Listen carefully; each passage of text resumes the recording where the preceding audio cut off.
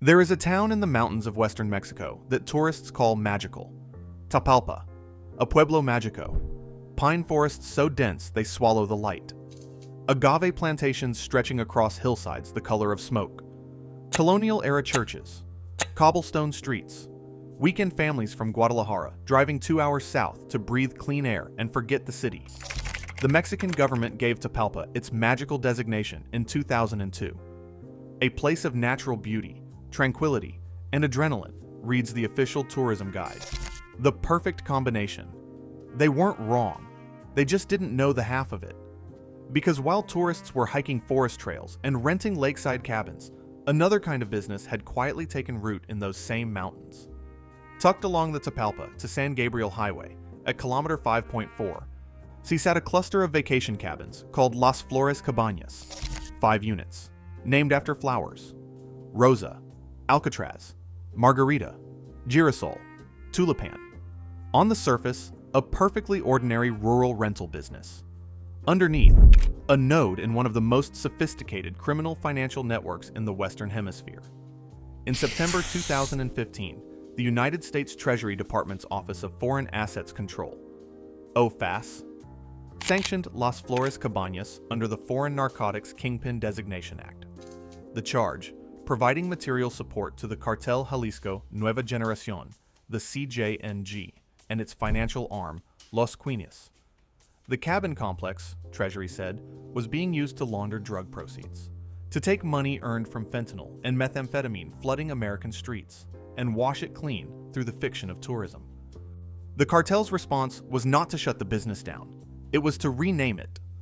Las Flores Cabañas became Cabañas La Loma, then Cabañas La Loma Tapalpa. 3 names, same operation, same mountains. The U.S. Treasury kept updating their sanctions list. The cartel kept changing the sign. This is how the CJNG operated. Not just through violence, through invisibility, through restaurants, farms, tequila brands, sushi bars in Guadalajara, and through vacation rentals in magical towns where no one would think to look. But the Americans were looking. They had been looking at Tapalpa for a decade. In November 2023, just over 2 years before the raid, Mexican Army and National Guard forces, backed by helicopters, conducted a tactical operation 3 kilometers from the center of Tapalpa. The target: Juan Carlos Pizano Ornelas, LCR, the CJNG's local plaza chief, the man responsible for holding this mountain territory for the cartel. The military had been circling Tapalpa for years, tightening the ring, because they understood something that the tourists did not. This town did not merely border CJNG territory, it was CJNG territory, and at the center of that territory, managing the books on the cabin rentals, coordinating transactions with entities her own government had sanctioned as criminal, was a young woman named Jessica Johanna Oseguera Gonzalez, La Negra, the daughter of El Mencho. Records from 2012 show a Jessica Oseguera listed as the administrative and technical contact for the Las Flores Cabañas website domain. She was, according to the newspaper El Financiero, a partner in the tourist company Las Flores, the company that rented cabins in the mountains of Tapalpa. She wasn't running drugs. She was running the real estate, the facade, the part of the empire designed to look legitimate. In February 2020, a federal grand jury in Washington, D.C., indicted her. Case number 1-20CR-00040BAH. The charge: willfully violating the Kingpin Act by conducting property transactions with 6 OFAC-sanctioned CJNG entities. Las Flores Cabañas was named specifically. She pleaded guilty. She served 30 months in a United States federal prison. Her father remained free. And when, 6 years after his daughter's indictment, the most wanted man in the Americas needed somewhere to hide, somewhere isolated, somewhere the movement of vehicles and personnel wouldn't draw attention, somewhere integrated into the rhythms of legitimate life, he came here, to the mountains, to the pine forests, to the town his cartel had quietly owned for a decade, to the same complex his daughter had gone to prison for running. CNN's review of operation footage identified the likely raid site as the Cabañas La Loma property, the same entity, renamed, still standing, still surrounded by forest, still, in its way, belonging to the family. His daughter had done her time for this place. He came here to die in it. Her name was Guadalupe Moreno Carrillo, 50, maybe 55 years old. No criminal record, no public profile. She moved through the upper circles of Guadalajara society, presenting herself as a businesswoman. Lunches in Zapopan, properties in Puerto Vallarta. A woman who, to anyone watching casually, had nothing to do with the most wanted man in the Americas. But the Mexican army wasn't watching casually. They had been watching Guadalupe Moreno Carrillo for years. She had first surfaced in October 2022, not through an arrest, not through a wiretap, but through a hack. The Guacamaya leaks, a massive breach of Mexico's defense secretariat that exposed thousands of internal military documents. In those files, her name appeared, not in the margins, not as a footnote. Internal Army reports placed Guadalupe Moreno Carrillo within the CJNG's own organizational chart, in the section labeled Regional Coordinators and Plaza Chiefs. She wasn't just El Mencho's companion. She was, according to the Mexican military's own intelligence, somewhere inside the structure of the cartel itself. Military photographers had her face. Surveillance teams monitored the properties where she lived. They knew her routines, her drivers, her movements between Zapopan and the coast. They were waiting for her to lead them somewhere. On February 20th, 2026, she did. A trusted associate drove her south from Guadalajara, through the mountains, along the Tapalpa, to San Gabriel Highway, to the pine forest, to the cabin complex, to Villa number 39. She met with El Mencho there. Then, on February 21st, she left, and that is when the army moved. Not on the villa, not yet, on her. Guadalupe Moreno Carrillo and her driver were physically intercepted by military personnel on the road out of Tapalpa. Stopped, questioned. The purpose wasn't to arrest her. It was to confirm one thing, that he had stayed behind. He had. That same evening, a military drone lifted silently over the Tapalpa Country Club. It flew over the tree line, over the red-tiled roofs, over Villa number 39. Its cameras locked onto the bodyguards moving in the compound below, their positions, their patrol patterns, the rhythms of their watch rotation. By the time the drone returned to base, the army knew exactly where Nemesio Oseguera Cervantes was sleeping. They had one night to plan. Before dawn on Sunday, February 22nd, they came. Mexican Special Forces, National Guard, the Mexican Air Force, 6 helicopters, reserve units pre-positioned in every state bordering Jalisco. A perimeter sealed so tight that by the time the sun crested the Sierra Madre, there was no road out of Tapalpa that wasn't watched. A tourist sleeping in a nearby cabin woke to the sound of it.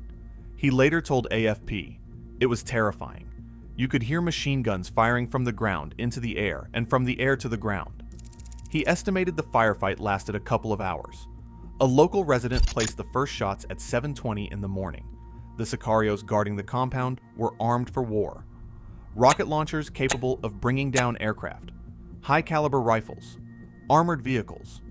In 2015, a CJNG unit had shot a Mexican military helicopter out of the sky in this same region. They tried it again. A helicopter providing aerial support took fire and was forced into an emergency landing in Sayula, a municipality nearby, 11 years apart. Same mountains, same cartel, same tactic, but this time the military didn't stop. Special forces breached the outer security ring. Cartel gunmen fell, and inside Villa number 39, a 59-year-old man with failing kidneys, unmade bedsheets, and a handwritten prayer on his nightstand realized the perimeter had collapsed. He ran. Through the villa, through the back door, into the garden, past the manicured grass, past the wide windows he had looked out of on quieter mornings, and at the far edge of that garden, where the groomed lawn surrendered to forest undergrowth, he passed 2 engraved stones. St. Jude, the Virgin of Guadalupe, the same saints on his altar, the same saints he had prayed to for protection, now marking the boundary between everything he had built and the woods where it would end. He crossed them and ran into the trees. The army followed. a second firefight erupted in the undergrowth. Branches, darkness, the smell of gunpowder and pine. When it was over, Nemesio Oseguera Cervantes was found critically wounded in the brush, 2 bodyguards bleeding beside him. They loaded all 3 onto a helicopter. Emergency medevac. Destination, Guadalajara. But the CJNG still controlled parts of that city. The risk of flying a wounded El Mencho into cartel-held airspace, the risk of what his people might do to reach him, was too great. The flight was diverted. Morelia International Airport, then an Air Force transfer to Mexico City. He never arrived. All 3 men died in the air. The Army confirmed it. Defense Secretary General Ricardo Trevilla Trejo stood before reporters and said the words plainly. El Mencho remained in that place with a security circle. Past tense, already gone. As of February 26th, in 2026, Guadalupe Moreno Carrillo has not been formally charged. Her whereabouts are unknown. The Attorney General considers her a fugitive. The woman who led them to him is somewhere in Mexico tonight, and no one is saying where. By Tuesday morning, Tapalpa was a ghost town. The tourists were gone, the shops were shuttered. The cobblestone streets that had been full of weekend families 48 hours earlier were empty in every direction. At least 100 burned-out vehicles blocked the roads surrounding the area. Trucks, buses, private cars, dragged across highways and set alight by cartel members who had received a single piece of news and responded the only way the CJNG knew how. At the entrance to the Tapalpa Country Club, a gardener tended quietly to the plants. The agave fields were still there, silver green in the morning light, stretching across the hillsides toward the horizon. Somewhere behind him, villa number 39 sat sealed behind military tape, shell casings in the garden, an abandoned jeep with its doors still open, the pine forest silent beyond the boundary stones. It looked peaceful. It was not. Across Mexico, the cartel had detonated more than 250 roadblocks, 20 of Mexico's 32 states. Narco-bloqueos, flaming barricades of hijacked cargo trucks and buses, paralyzed Guadalajara, Colima, Michoacán, Nayarit, Guanajuato, Tamaulipas. Jalisco's governor told residents to stay home. Public transport across the entire Guadalajara metropolitan area was suspended. Schools canceled Monday. Banks closed. International flights into Puerto Vallarta, Mazatlan, and Guadalajara halted. 25 members of Mexico's National Guard were killed in the clashes that followed. A civilian, a pregnant woman, died in the crossfire. And then, alongside the fire, came something more calculated. The CJNG launched a coordinated disinformation campaign across social media. False reports spread within hours. Guadalajara International Airport had been taken over by assassins. Smoke was billowing from buildings across Puerto Vallarta. Videos circulated showing panicked crowds, real footage, stripped of context, weaponized. Reuters interviewed analysts who were blunt about the strategy. The cartel, they said, was trying to demonstrate that the Mexican government had no control. Sunday had been a good day for Mexican security forces. But organized crime had successfully shifted the narrative, away from the military raid, toward chaos. The CJNG couldn't win the firefight, so they won the news cycle instead. In Aguililla, Michoacán, the small rural municipality where Nemesio Oseguera Cervantes was born, where he grew avocados and dropped out of primary school before crossing illegally into the United States. Cartel members attacked a Banco del Bienestar ATM, the state-owned welfare bank, burned, in his hometown, as if the violence needed to touch the place where he began. Now the question every intelligence agency in the Western Hemisphere is asking is the same one. What comes next? The CJNG is not a cartel in the traditional sense. Mexican security analyst Eduardo Guerrero, director of Lantia Intelligence, describes it as a franchise, approximately 90 affiliated organizations operating under a shared brand, a shared supply chain, and a shared reputation for extraordinary violence. El Mencho's removal, analyst Chris Dalby told Al Jazeera, is like saying a company is going to fail because you take out the CEO. Not at all. The flow of drugs is going to continue. But the succession is broken, and that is where the danger compounds. Nemesio's son, Ruben Oseguera Gonzalez, El Menchito, is serving life plus 30 years in a United States federal prison, convicted on drug trafficking and weapons charges. He is not coming home. The direct bloodline to the throne is severed.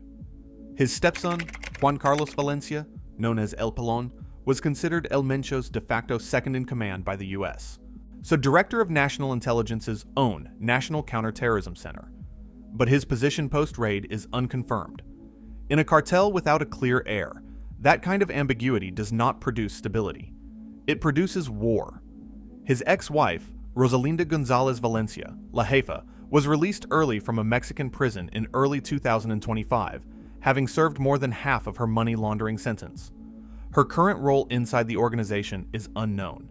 And then there is Jessica Johanna, La Negra, the daughter who ran the cabins, who pleaded guilty in a Washington courtroom and served 30 months in federal prison. Analysts are now saying her name aloud as a potential successor. Not as a Sicaria, not as a plaza boss, but as a financial architect. The person who understands how the money moves, how the businesses are structured, how a cartel empire maintains itself across 40 countries when its founder is dead. She studied marketing at ITSO, the Jesuit University in Guadalajara. She ran restaurants, a tequila brand, a cabin complex in the mountains. She knows which parts of the machine survive a decapitation. In the days following her father's death, the Tapalpa Country Club issued a formal public statement. It clarified, carefully, that the events of February 22nd did not occur within its hotel facilities. That the fraccionamiento is a large residential development, many private homes, separate businesses.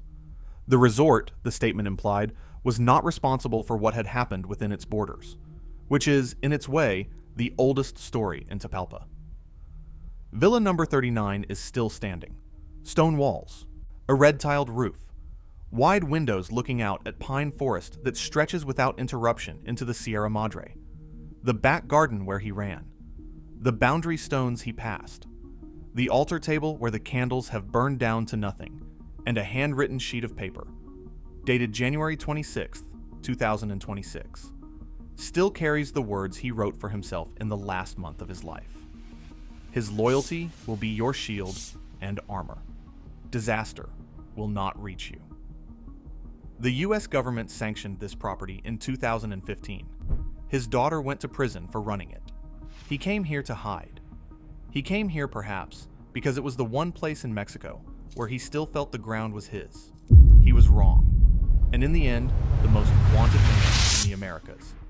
The man who had evaded every agency, every bounty, every operation for over a decade, was found not by satellites or informants or years of forensic intelligence work alone. He was found because he wanted to see someone he loved. He stayed one night too long, and the mountains he thought were protecting him had already given him up.